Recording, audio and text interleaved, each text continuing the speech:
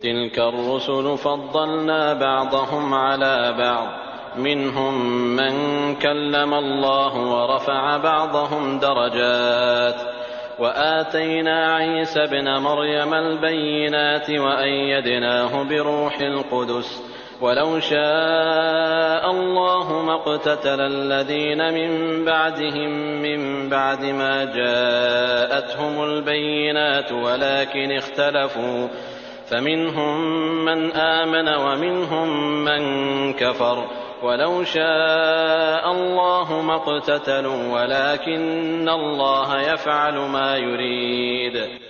ये रसूल हैं जिनमें से हमने बास को बास पर फजीलत दी है। इनमें से बाज वो हैं जिनसे अल्लाह ने बातचीत की है और बास के दरजे बुलंद किए हैं। और हमने ईसा इब्ने मरियम को मोजज़ात अता फरमाए और रूहुल कुदस से उनकी ताईद की।